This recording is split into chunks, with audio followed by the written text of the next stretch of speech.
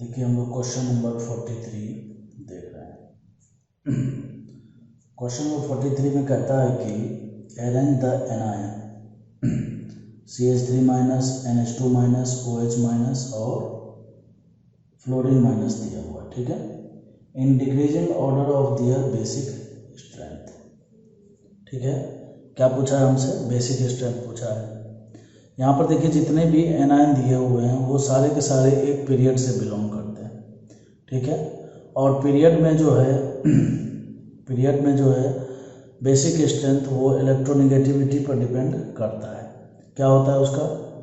अब इसमें देखिए क्या है कि बेसिक स्ट्रेंथ का मतलब यह है कि जो लोन पेयर है, जो निगेटिव चार्ज है, ठीक है, पाई इलेक्ट्रॉन है, वो इलेक्ट्रॉन हम किसी प्रोटॉन को देना चाहते हैं, ठीक है।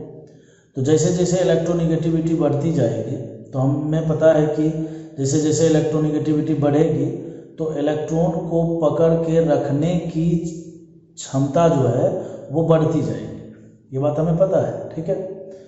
तो इसका मतलब यह है कि अगर CH2 माइनस में, CH3 माइनस में और फ्लोरीन माइनस में अगर हमसे ये पूछा जाए या हम खुद सोचें कि इन दोनों में से ज़्यादा आसानी से कौन अपना इलेक्ट्रॉन डोनेट कर सकता है, तो इसमें ज़्यादा आसानी से इलेक्ट्रॉन डोनेट कर सकता है CH3 माइनस। वो इसलिए क्योंकि फ्लोरीन माइनस जो है ज़्यादा इलेक्ट्रोनेगेटिव होने के चलते वो क्या करेगा, अपने इलेक्ट्रॉन को कस के पकड़े हुए रहेगा। तो इसीलिए बेसिक स्ट्रेंथ का जो है पीरियड के अलोंग मूल मंत्र क्या होता है, क्या फॉर्मूला होता है? तो इसमें हम लोग बोलते हैं कि बेसिक स्ट्रेंथ जो है वो इन्वर्सली प्रोपोर्शनल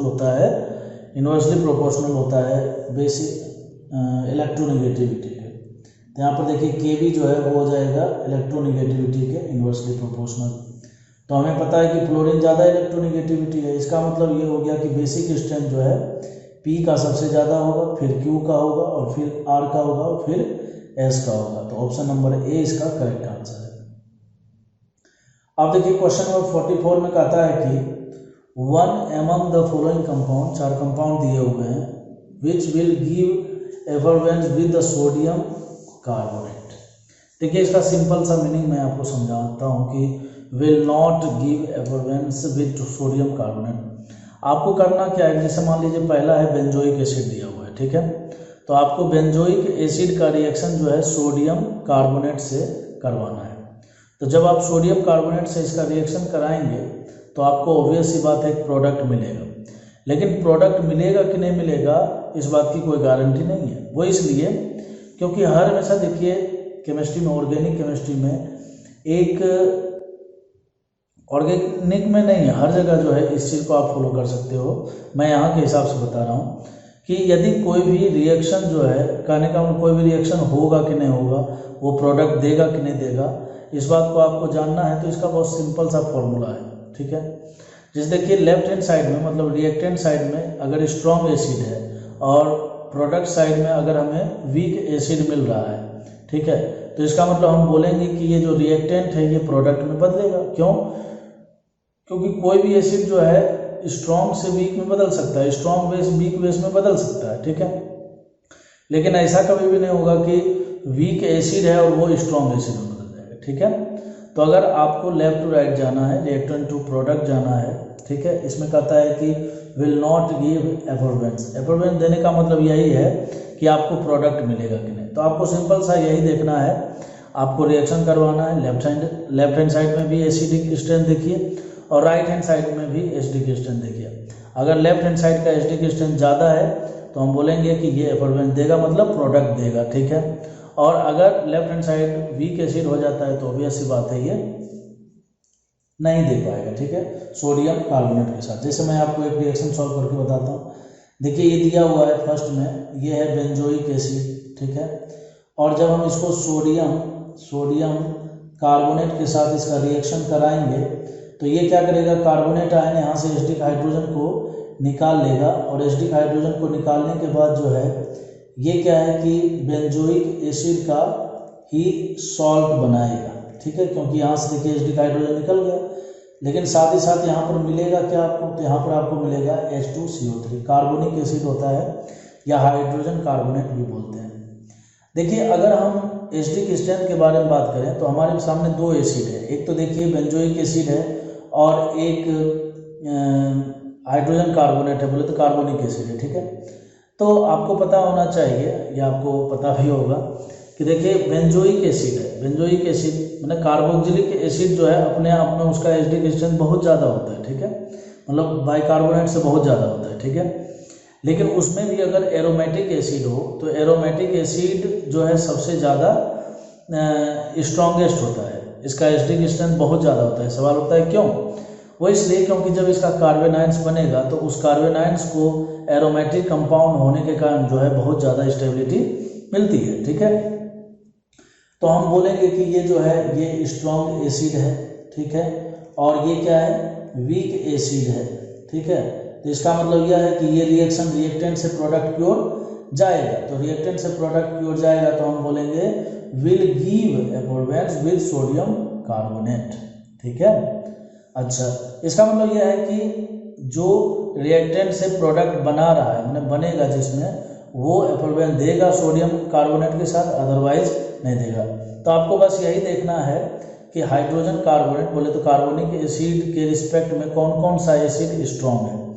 जैसे देखिए दूसरा में है sulphonic acid, benzene sulphonic acid, तो वही वाली बात, सल्फोनिक एसिड भी स्ट्रॉन्ग एसिड के कैटेगरी में होता है, ये बात आप जानते हैं। ठीक है, और स्ट्रॉन्ग एसिड के कैटेगरी में इतना ज़्यादा होता है कि ये बेंजोइक एसिड से भी ज़्यादा स्ट्रॉन्ग होता है। वो इसलिए क्योंकि जब इसके एनाइन बनेंगे और इसके एनाइन बनेंगे तो इसमें 2 इक्वल आर एस होता है और इसमें 3 इक्वल आर एस होता है। ठीक है, तो कहने का मतलब यह है कि ये तो बेंजोइक एसिड से भी तगड़ा एसिड है, तो इसमें भी एब्जॉर्बेंस मिलेगा। ठीक है, अब देखिए जो फिनॉल है ना, ये फिनॉल जो है वीक एसिड होता है। ठीक है, लेकिन फिनॉल में अगर 3 नाइट्रो ग्रुप लग जाए, एटलीस्ट 2 नाइट्रो भी ग्रुप लग जाता है, तो ऐसी स्थिति में ये कार्बोनिक एसिड से ज़्यादा एसिडिक स्ट्रेंथ इसका हो जाता है। सवाल होता है क्यों? देखिए जब यहाँ से H- निकलेगा तो यहाँ पर बनाएगा एनायन, और उस एनायन को स्टेबिलिटी मिलेगा 3 M ग्रुप के द्वारा। देखिए ऑर्थो और पैरा पोजिशन पर NO2 ग्रुप लगा हुआ है, तो ये जो है रेजोनेंस इफेक्ट देगा, है ना, मेसोमेरिक इफेक्ट देगा, वो भी माइनस वाला। तो -M इफेक्ट लगने के कारण जो है इस एनायन को बहुत ज़्यादा स्टेबिलिटी मिलती है और उससे इसका एसिडिक स्ट्रेंथ बहुत ज़्यादा बढ़ जाता है। ठीक है, सिंपल फिनॉल जो होता है वो कार्बोनिक एसिड से वीक एसिड होता है, लेकिन फिनॉल में अगर 2 नाइट्रो ग्रुप या 3 नाइट्रो ग्रुप लग जाता है तो ऐसी स्थिति में उसका एसिडिक स्ट्रेंथ बहुत ज़्यादा बढ़ जाता है।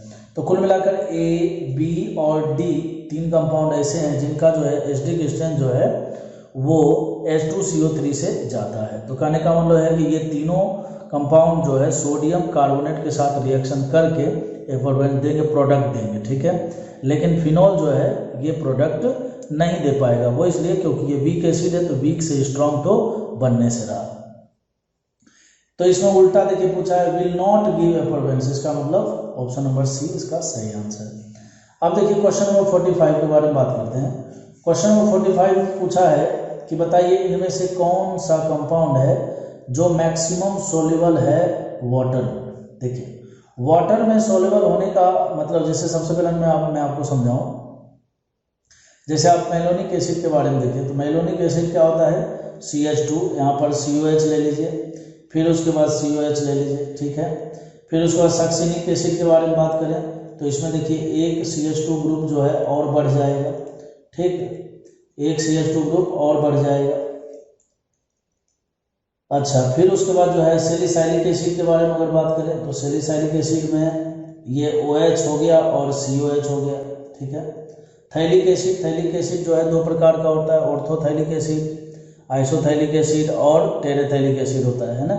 तो बेसिकली इसमें क्या होता है, इसमें जो है 2 COH ग्रुप लगे हुए होते हैं। ठीक है, 2 COH ग्रुप लगे हुए होते हैं। तो देखिए कौन सा हाइड्रोकार्बन बोले तो कौन सा ऑर्गेनिक कंपाउंड जो है वाटर में ज़्यादा सोल्यूबल होगा। तो इसका लॉजिक ये होता है कि जैसे जैसे हाइड्रोकार्बन में या ऑर्गेनिक कंपाउंड में कार्बन की संख्या बढ़ती जाएगी, ठीक है, ध्यान से सुनिएगा, जैसे जैसे ऑर्गेनिक कंपाउंड में कार्बन की संख्या बढ़ती जाएगी वाटर में सोल्युबिलिटी उसकी घटती जाती है। ठीक है, तो कहने का मतलब यह है कि हम बोल सकते हैं कि सोल्युबिलिटी जो है, सोल्युबिलिटी ये इन्वर्सली प्रोपोर्शनल होता है नंबर ऑफ कार्बन के। इसका मतलब कार्बन की संख्या जिस कंपाउंड में जितना कम होगा, है ना, अगर आपको वाटर में ज़्यादा से ज़्यादा सोल्यूबल कंपाउंड ढूंढना है, ठीक है, ऑर्गेनिक कंपाउंड ढूंढना है, तो आपको ये देखना पड़ेगा कि कार्बन की संख्या कम से कम किसमें, तो कम से कम कार्बन की संख्या देखिए मेलोनिक एसिड में है, तो उस हिसाब से ऑप्शन नंबर सी इसका करेक्ट आंसर हो जाएगा। तो मैं उम्मीद करता हूँ आपको ये समझ में आया होगा। अब हम लोग नेक्स्ट क्वेश्चन